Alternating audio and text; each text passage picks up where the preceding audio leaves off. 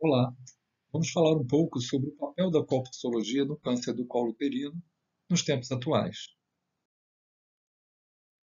Segundo a Agência Internacional de Pesquisa contra o câncer de colo do útero é o segundo mais comum e a segunda causa mais comum de morte por câncer em mulheres na idade reprodutiva em todo o mundo.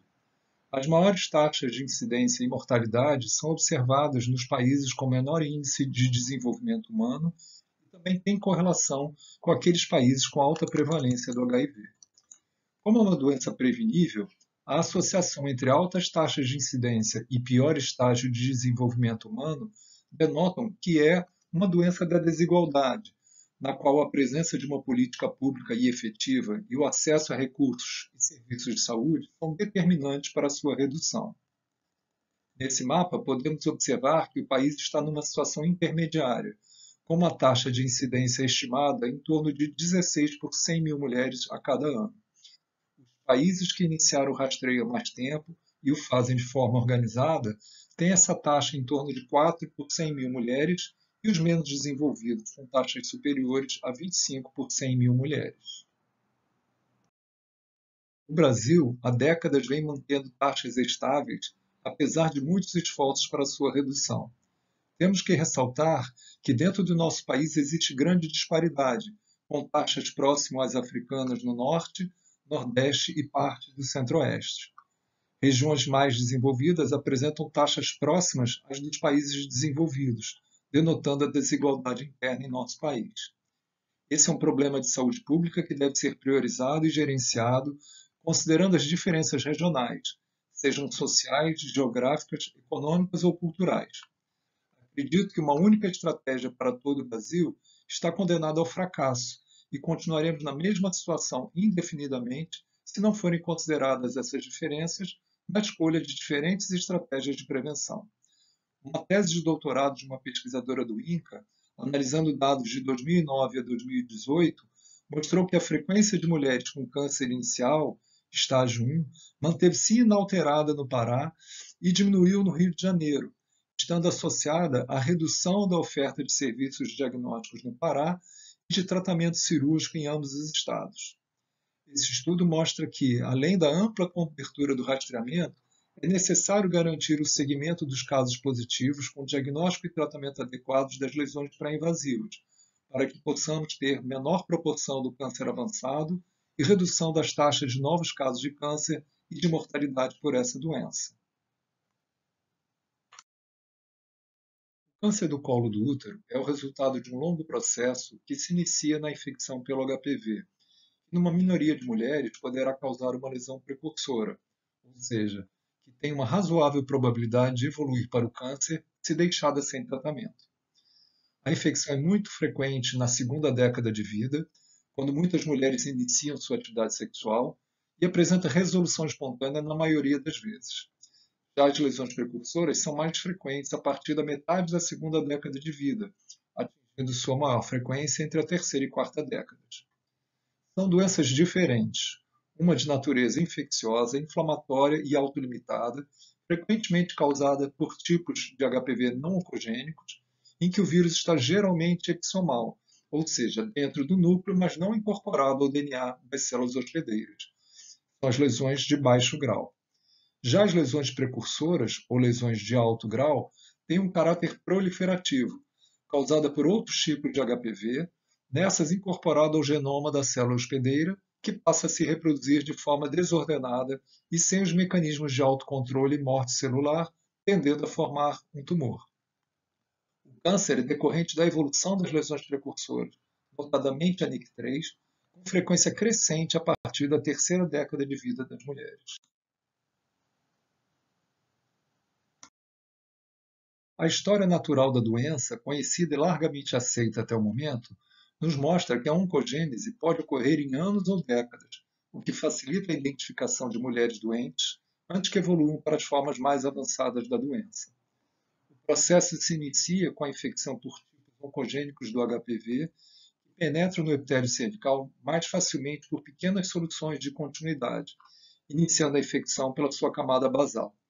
Nessa camada, o DNA do HPV é incorporado ao DNA da célula, onde inicia sua replicação e promove a transformação celular.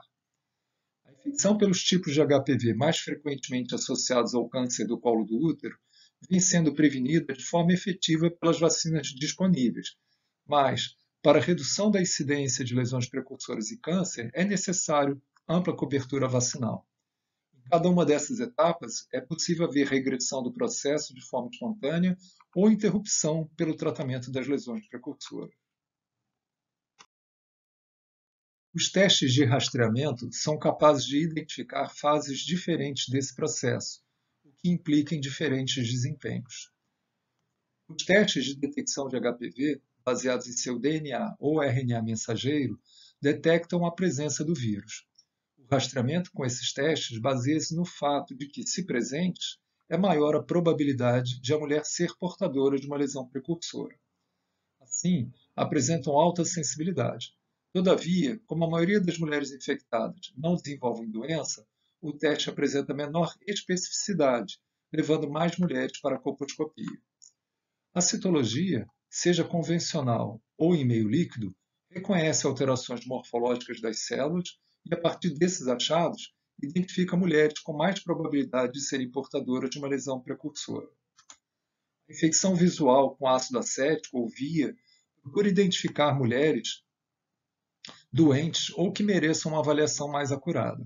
É mais utilizada em locais com carência de recursos. Vem mostrando resultados na redução da incidência de câncer e pode ser uma opção em alguns locais do Brasil. Os biomarcadores têm sido estudados e utilizados na triagem de mulheres identificadas por outros métodos. Eles se baseiam na presença de proteínas que denotam a integração do genoma viral ao genoma celular como parte do processo de oncogênese, também identificando mulheres com maior probabilidade de serem portadoras de uma lesão precursora, que devem ser encaminhadas para a colposcopia. A prevenção secundária do câncer do colo do útero se baseia no rastreamento de possíveis doentes, triagem de mulheres identificadas no rastreamento e tratamento das lesões precursoras. O rastreamento pode ser feito com teste de HPV, citologia ou inspeção visual com ácido acético. A triagem pode ser citológica e colposcópica nas estratégias que utilizam teste de HPV ou apenas colposcópica quando a citologia é o teste de rastreio. Nessa situação de rastreio citológico, podem ser utilizados testes de HPV ou biomarcadores para identificação de mulheres com achados citológicos duvidosos, ATK-UD, ou com alterações menos relevantes, lesões de baixo grau, para identificação de que mulheres têm maior probabilidade de serem portadoras de uma lesão precursora, encaminhando-os para a colposcopia. Também nessa situação, a própria citologia pode ser usada como triagem, sendo repetida em 6 a 12 meses e, se positiva, indicando a necessidade de colposcopia. Para que todas essas etapas deem certo e apontem para o resultado esperado de redução da incidência e de morte por câncer do colo do útero, é necessário gestão, com acompanhamento de indicadores e das mulheres positivas até o seu tratamento. O tratamento pode ser organizado quando há o conhecimento de quem são as mulheres na faixa etária suscetível residentes numa determinada região e que são convidadas na periodicidade recomendada para a realização do teste de rastreio. A não adesão motiva novos convites até que seja comprovada a realização do teste. No rastreamento não organizado ou oportunístico, as mulheres são estimuladas a participar ou que se aproveita do seu comparecimento a um serviço de saúde sem que exista um controle sobre sua participação. Resulta em cobertura baixa e desigual, já que contempla mulheres que costumam frequentar os serviços, têm melhor nível de educação e socioeconômico. Outros fatores associados à não adesão da mulher ao rastreamento são étnicos, dificuldade de acesso aos serviços de saúde e menor controle sobre suas próprias vidas por parte das mulheres. A citologia foi introduzida no século XX e desde então vem sendo utilizada pela maioria dos países e sua efetividade foi comprovada em um grande número de estudos, observacionais e experimentais. Segundo a Agência Internacional de Pesquisa sobre o Câncer, a citologia convencional, abre aspas, reduz a incidência e mortalidade associada ao câncer cervical de forma consistente, com maiores efeitos em programas organizados de rastreamento, fecha aspas.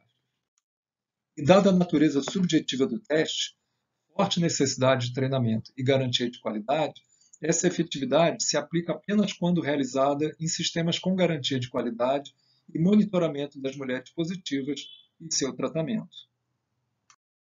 Para uma boa coleta, deve-se utilizar instrumentos e procedimentos que garantam uma razoável quantidade de células representativas da zona de transformação, um esfregaço fino, uniforme e livre de artefatos como dessecamento ou sangue. Também prejudicam a análise esfregaços mal distribuídos, sobreposição celular e processos inflamatórios. Idealmente, deve ser colhido após o 5º dia do ciclo menstrual e não devem ser usados cremes vaginais ou lubrificantes. Em nosso país, a recomendação é de utilização da espátula de Aire para obtenção de material da ectocerce e da escova endocervical para obtenção de material deste local. A espátula de Aire deve ser posicionada com sua parte mais longa no orifício externo e feita uma rotação firme sobre a região periorificial. Ela deve ser reservada para a colocação do material na lâmina apenas após a coleta endocervical. O material deve ser disposto transversalmente sobre a parte mais próxima da porção fosqueada da lâmina, que já deve estar identificada. O escovado endocervical deve ser obtido após a rotação completa dentro do canal endocervical e o espécime deve ser disposto rolando a escova no sentido longitudinal da lâmina no espaço não ocupado pelo esfregaço ectocervical. A obtenção de esfregaço em lâmina única e sem o espécime vaginal possibilita a priorização de amostras cervicais e a possibilidade de realização de mais exames pelos laboratórios. A fixação deve ser imediata após a coleta. A citologia em meio líquido foi introduzida como parte de uma proposta de automatização da interpretação, reduzindo a subjetividade da avaliação humana. Para essa leitura, eram necessários esfregaços de alta qualidade, o que levou ao desenvolvimento de tecnologias para coleta, armazenamento, transporte e processamento do material celular obtido. O material celular obtido passa por um processo que resulta numa lâmina de vidro com uma distribuição celular uniforme e com mínimos artefatos ou sangue. Nessas imagens, podemos observar à esquerda um esfregaço obtido de forma convencional e os outros que utilizaram meio líquido após seu processamento. Também segundo a Agência Internacional de Pesquisa sobre o Câncer, após análise de um grande número de estudos, observacionais e experimentais, a conclusão é de que a citologia em meio líquido, comparada à citologia convencional, oferece sensibilidade similar ou mais alta para a detecção de NIC2 ou lesões mais graves, e especificidade similar ou pior, o que pode levar mais mulheres para a colposcopia desnecessariamente. Na minha opinião, a maior vantagem é a possibilidade de realização de testes de triagem no mesmo material, sem necessidade de uma nova visita da mulher ao serviço de saúde. Uma grande vantagem alardeada pelos fabricantes é a redução das amostras insatisfatórias, como nesse exemplo. À esquerda e ao centro, temos esfregaços limpos com células epiteliais normais. À direita, temos uma amostra insatisfatória, com hemácias cobrindo a totalidade da lâmina e apenas 2 células epiteliais visíveis ao centro. Essa possível vantagem me levou a levantar a frequência de exames insatisfatórios no Brasil. Podemos observar que esse percentual se mantém abaixo de 1,5% de todos os exames realizados nos últimos 5 anos. Embora em números absolutos não seja desprezível, talvez não compense o maior custo, visto que essas mulheres podem repetir a citologia imediatamente. Agora vamos falar um pouco das propostas de rastreamento do câncer cervical e de suas lesões precursoras utilizando o teste de HPV. A partir do reconhecimento de que o HPV é o agente etiológico de quase todos os cânceres cervicais, e que a infecção persistente é um fator necessário, embora não determinante, para o seu desenvolvimento, a partir de 2005 começaram a ser publicadas propostas de utilização de testes para sua detecção como método de rastreamento em substituição à citologia, com vantagens e desvantagens. Como vantagem, o teste é objetivo e mais sensível do que a citologia, que pode ser mais produtivo num cenário de baixa prevalência de HPV, como em populações vacinadas. Outras grandes vantagens são o alto valor preditivo negativo, que que aponta para a possibilidade de realização do teste a cada 5 a 10 anos, a possibilidade de autocoleta e a possibilidade de realização de mais testes no material obtido e preservado em meio líquido. Mais recentemente, também foram desenvolvidos testes rápidos que podem oferecer o resultado em horas, no próprio local de coleta, o que pode ser muito interessante em locais ou situações com dificuldade de acesso e adesão ao rastreamento. A maior desvantagem é a baixa especificidade. A maioria das portadoras de HPV não tem lesões precursoras ao câncer. Na tentativa de melhorar a especificidade, é proposto que seja utilizado apenas após os 30 anos, quando as lesões precursoras são mais frequentes, e, se possível, seja utilizado um teste de triagem antes de encaminhar para a colposcopia ou mesmo tratar. O marco no estudo do desempenho de estratégias de rastreamento foi esse estudo realizado na Índia e publicado em 2009. Algumas regiões foram randomizadas para rastreio com teste HPV, citologia, inspeção visual com ácido acético ou manutenção do rastreio habitual com orientações sobre a doença e sua prevenção. Depois de 8 anos de seguimento, as regiões que tiveram rastreamento com teste de HPV mostraram maior redução na incidência de câncer de colo estadio 2 ou mais avançado e na mortalidade a metade. A citologia e inspeção visual com ácido acético tiveram desempenho pior do que o teste de HPV e semelhante ao rastreio habitual. Ressalte-se que nesse estudo os testes foram realizados apenas uma vez, demonstrando que quando se tem apenas uma oportunidade, usar um teste mais sensível oferece maior efetividade. Outros estudos randomizados e observacionais de âmbito local, regional e nacional também demonstraram melhor desempenho diagnóstico dos testes de HPV do que a citologia, seja convencional ou em meio líquido, e efetividade na redução da incidência e mortalidade por câncer de colo do útero. De forma geral, os testes de DNA HPV são mais sensíveis do que a citologia para a detecção de NIC2 ou pior, e são associados a uma redução na detecção dessas lesões em rodadas subsequentes, com uma redução da incidência de câncer do colo do que a citologia com os mesmos intervalos. Em consequência, o risco de NIC3 ou pior em um período de 3 a 10 anos após um teste negativo é menor do que após uma citologia negativa. Já a especificidade tende a ser menor, encaminhando mais mulheres saudáveis para a colposcopia. Todavia, de forma geral, os benefícios superam os danos decorrentes dos falsos positivos e encaminhamentos para a colposcopia de mulheres saudáveis. Para aumento da especificidade e redução dos encaminhamentos para a colposcopia, quando possível, deve-se utilizar testes de triagem, como a citologia ou a genotipagem. A comparação entre a citologia e os testes de HPV no rastreamento, em síntese, nos mostra que ambos têm vantagens e desvantagens. A citologia é efetiva e largamente usada. A citologia em meio líquido reduz as amostras insatisfatórias e permite novos testes no mesmo espécime, porém a análise é subjetiva, exige menores intervalos entre os testes e não permite a autocoleta. Já os testes de HPV têm alta reprodutibilidade, permite intervalos mais longos, permite a autocoleta, permite a análise em campo, point of care, mas é necessária a triagem para a colposcopia, seja pela genotipagem, seja pela citologia. Enxergo o papel da citologia em transição. Introduzida nos anos 1920, foi utilizada em rastreamento populacional a partir dos anos 1960 nos países nórdicos e em outros países ricos. No Brasil, foi recomendada pela primeira vez no Programa de Assistência Integral à Saúde da Mulher, o PAIDM, criado em 1984. Desde então, fez uma transição da detecção do câncer inicial para suas lesões precursoras e foi responsável pela redução da incidência e mortalidade por câncer de colo do útero, onde foi utilizado em larga escala.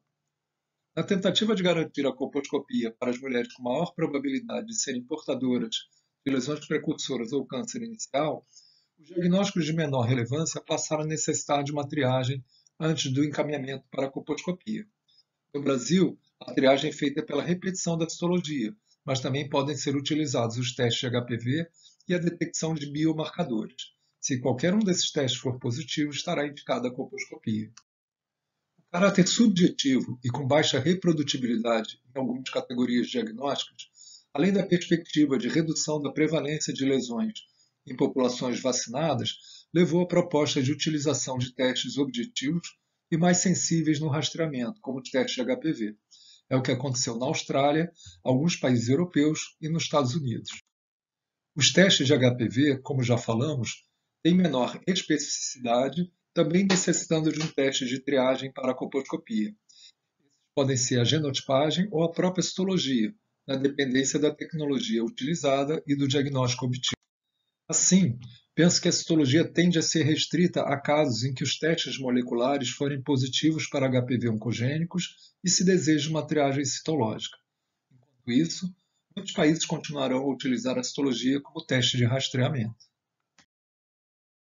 Parte importante desse movimento foi o lançamento da Estratégia Global para acelerar a eliminação do câncer cervical, em resposta à chamada para a ação do diretor-geral da OMS na Assembleia Geral da Organização Mundial de Saúde em 2020. Essa estratégia foca em 3 eixos de ação: que 90% das meninas estejam completamente vacinadas contra o HPV aos 15 anos de idade, que 70% das mulheres sejam rastreadas com um teste de alta performance entre os 35 e 45 anos, e que 90% das mulheres com doença cervical recebam o tratamento das lesões precursoras e câncer. Também em resposta à chamada para a ação da OMS, foi publicada em 2021 a Diretriz para Rastreamento das Lesões Pré-Cancerosas para a Prevenção do Câncer do Colo do Útero. São 23 recomendações e 7 algoritmos sugeridos para a linha de cuidado na prevenção do câncer do colo do útero. Os considerados mais efetivos baseiam-se na detecção do DNA do HPV, seguida por tratamento, ou na detecção de DNA do HPV com um teste de triagem para, depois desse exame, definir a necessidade de tratamento. A proposição de duas alternativas reflete o equilíbrio entre benefícios e danos entre ambas. Deixamos claro aqui que, quando mencionamos teste de HPV ou DNA HPV, estamos nos referindo à detecção de um grupo de vírus considerados oncogênicos, independente do tipo presente. Os autores registram que os benefícios e danos também podem ser semelhantes com qualquer um dos testes de triagem considerados: inspeção visual com ácido acético, citologia ou teste de HPV. Mas a escolha de uma abordagem que inclui um teste de triagem, como a citologia após um teste de HPV, a genotipagem e a colposcopia, deve considerar os recursos disponíveis e sua viabilidade operacional. Em uma abordagem de rastreio e tratamento, o tratamento é fornecido com base em apenas um teste positivo, sem triagem, ou seja, nenhum outro teste confirmatório e nenhum diagnóstico histopatológico. Na abordagem de rastreia, faça triagem e trate, o tratamento deve ser realizado se ambos os testes forem positivos. A triagem dos casos positivos no rastreio pode ser feita pela colposcopia, com ou sem obtenção de espécime histológico. O tratamento também deverá ser ablativo, quando possível, ou excisional. Considerando as dificuldades em oferecer a colposcopia em alguns contextos, os autores sugerem algoritmos que dispensam esse exame. Na abordagem, quando o teste de rastreio é positivo e o de triagem é negativo, a mulher deverá ser reavaliada com um novo teste de rastreio em um intervalo menor do que o recomendado para as negativas no rastreio. Não vou reproduzir todas as 23 recomendações, mas ressalto aqui o que considero mais importante e viável em nosso meio. Uma forte recomendação foi feita para usar a detecção de HPV como teste de rastreio primário, como parte de uma abordagem de rastreio e trate, ou rastreio, faça triagem e trate. Isso é devido à expectativa de maiores reduções do câncer cervical e morte com o uso desse teste, em comparação com o uso de inspeção visual com ácido acético ou citologia como teste de triagem primário. Também parece haver menos danos, como partos prematuros, realizando o rastreio com um teste de DNA de HPV em comparação com a inspeção visual com ácido acético.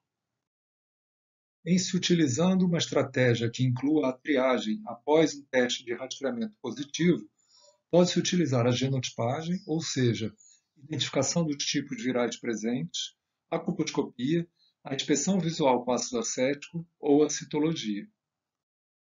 Também foi recomendado o início do rastreamento aos 30 anos ou aos 25 para mulheres vivendo com HIV. Isso se baseia em evidências obtidas em modelos matemáticos e na incidência do câncer e lesões precursoras em mulheres mais jovens. Acreditam que o início do rastreio nessa idade provavelmente será aceitável para mulheres e provedores de serviço É viável e precisa de menos recursos do que começar em uma idade mais precoce. Recomendações condicionais foram feitas nos intervalos de triagem e a idade em que parar a triagem com base no modelo. Evidências mostram maiores benefícios e menos danos com intervalos de triagem de 5 a 10 anos com teste de HPV em comparação com triagem mais frequente ou intervalo semelhante, utilizando a citologia ou inspeção visual com ácido acético. Aproveitando o que os testes de HPV têm de melhor, ou seja, assegurar a inexistência de doença quando negativos, o intervalo para um novo teste deve ser entre 5 e 10 anos. Esse intervalo também contribui para uma boa relação custo-efetividade. A repetição do teste em intervalos menores, a exemplo do que é feito com a citologia, implicaria em custos desnecessários e comprometeria o programa. O grupo de desenvolvimento da diretriz construiu 7 algoritmos de manejo do rastreamento até o tratamento das lesões precursoras, com base nas melhores evidências e considerando os desafios identificados relacionados à viabilidade e aceitação dos testes. Todos se mostram custo-efetivos, embora com desempenhos diferentes. Ressalto aqui aqueles que considero mais viáveis em nosso meio, em termos econômicos, e reconhecendo nossas habilidades, conhecimento e experiências. Sim, considero que os dois primeiros podem ser viáveis e muito interessantes em locais ou situações em que se corre o risco de não encontrar mulheres rastreadas após um teste positivo. Nessas situações, a inspeção visual com ácido acético e os testes rápidos de HPV podem fornecer a única chance de evitar o câncer numa mulher que de outra forma nunca teria acesso à prevenção. É fato que muitas serão tratadas desnecessariamente, mas os benefícios superam em muito os danos, ou seja, os cânceres prevenidos justificam alguns tratamentos desnecessários. Já o algoritmo baseado no rastreamento citológico é considerado para uma fase de transição para o rastreamento com testes de HPV, pois espera-se que a implementação dessas diretrizes seja gradual. Também fazem a ressalva de que um programa baseado em citologia, como rastreio, pode manter essa estratégia, desde que garantida a alta qualidade desse exame. Os algoritmos 4 e 5 baseiam-se no rastreio com testes de DNA HPV, propõem testes de triagem, mas não incluem a colposcopia, o que me parece ser menos aceitável em nosso meio, onde esse exame está disponível. Já os algoritmos 6 e 7 baseiam-se no teste de DNA HPV como rastreio, mas recomendam a citologia ou a colposcopia como triagem para a identificação das mulheres que deverão ser tratadas. São algoritmos que me parecem mais aceitáveis em nosso meio e que consideram todo o conhecimento e experiência acumulado na execução desses exames no Brasil. Nesse contexto, registro estudo realizado na cidade de Indaiatuba, vizinha a Campinas, em São Paulo, em que o rastreamento citológico foi substituído pelo teste de DNA-HPV e vem produzindo resultados muitíssimo interessantes, inclusive de custo-efetividade. Essa iniciativa também contemplou o aumento da cobertura vacinal e acredito que no futuro iremos fazer menção ao modelo ou padrão Indaiatuba para direcionar a implementação dessas estratégias. Aproveito para divulgar que o mesmo grupo atualizou recomendações para rastreamento com teste de HPV no Brasil, publicado na Fêmea neste ano, e que encontra-se em processo de avaliação a incorporação dos testes de NHPV para o SUS. Esse texto resulta da adaptação de diretrizes internacionais ao contexto brasileiro e não é um documento do Ministério da Saúde. Aqui expõe os 2 algoritmos sugeridos naquele documento. Um em que é usado um teste que não diferencia o tipo de HPV, com necessidade de triagem citológica, quando positivo, e outro que utiliza genotipagem, e na presença de HPV 16 ou 18 estará indicada a colposcopia. Na presença de outros tipos oncogênicos, deverá ser realizada a citologia e, se positiva, estará indicada a colposcopia. Por fim, gostaria de deixar essa mensagem para reflexão. O conhecimento está evoluindo e podemos melhorar o rastreamento sem abandonar a citologia, mas em alguns cenários reposicioná-lo. Também lembro que algumas estratégias propostas pela OMS podem ser mais adequadas em locais ou situações de dificuldade de acesso ao rastreamento. E lembrar que o que sempre fizemos nos trouxe até aqui. Precisamos fazer diferente para tentarmos preservar a vida de mais mulheres em nosso país. Muito obrigado.